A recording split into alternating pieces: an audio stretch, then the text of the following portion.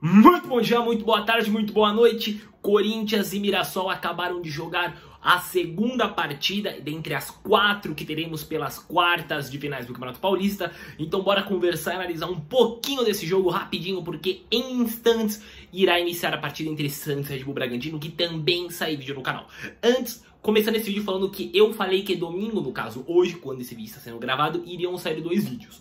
O vídeo da análise de Palmeiras e São Bernardo e Palmeiras, que ocorreu de manhã, e hoje o vídeo da partida, né, da conversa sobre Corinthians e Mirassol. Mudanças de planos, o vídeo da partida entre Corinthians e Mirassol sai segunda, 10 da manhã. O vídeo sobre Santos e Red Bull Bragantino sai segunda, 1 da tarde, ok? Então você vai ver os 2 vídeos no domingo. E aí sim, na terça, como já tinha falado antes, como planejado, saindo o vídeo sobre São Paulo e Novo Horizontino, que se enfrentam na própria segunda, no caso amanhã, de quando estou gravando esse vídeo, às 8 horas da noite, ok? Então bora começar um pouquinho falando sobre a partida. Corinthians venceu por 2-0, Corinthians não sofreu gol, algo raro nessa temporada. Como eu sempre falo, como eu sempre disse, sou corintiano, falo sobre todos os times da melhor forma possível, porque além de ser corintiano, o que eu gosto e o que me encanta é o esporte chamado futebol. Então bora lá. No começo da partida foi possível ver o Corinthians com muitas dificuldades.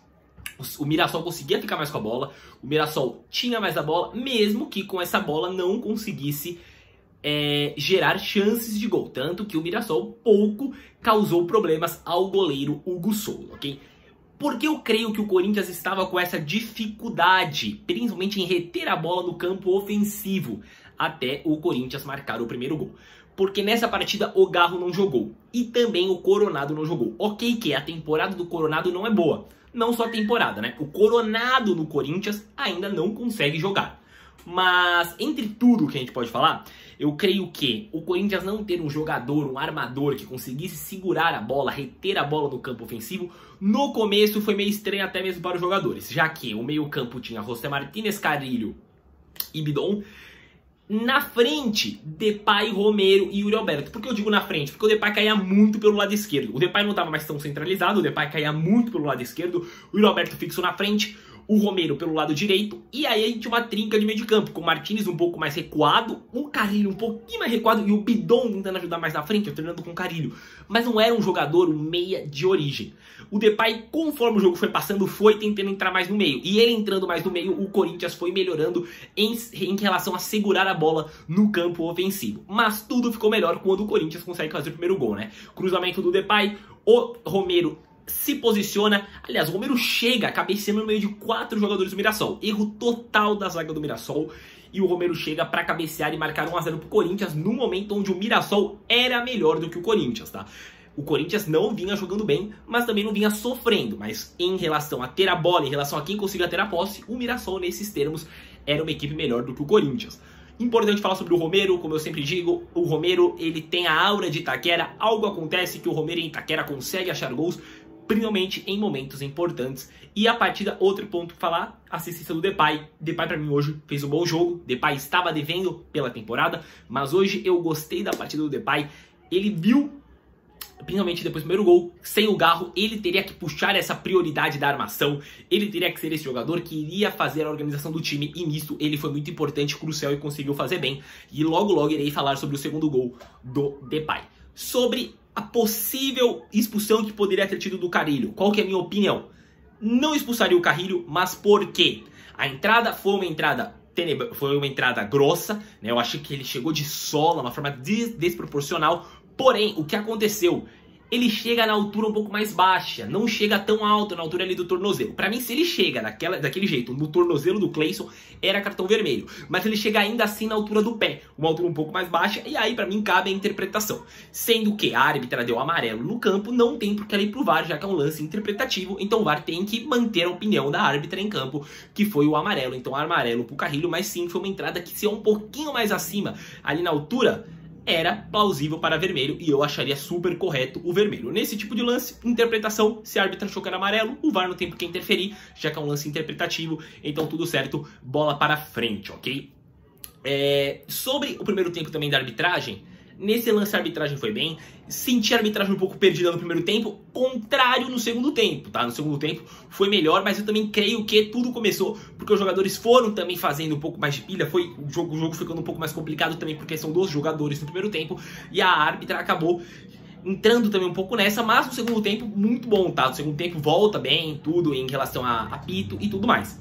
Sobre o gol do Corinthians, o Angileri estreia hoje, pouco se viu do Angileri, mas o que se viu anima, principalmente em termos ofensivos, apesar de eu ter achado ele um jogador um pouquinho mais defensivo do que ofensivo, mas ele consegue chegar numa bela inversão de bola do Maicon. Eu falo, o Maicon recuperando a forma física, o Maicon voltando a estar 100%, eu creio que vai ser um jogador muito útil pro Corinthians, né? Mas infelizmente ele vem sofrendo muito com lesões, mas vem voltando a cada jogo.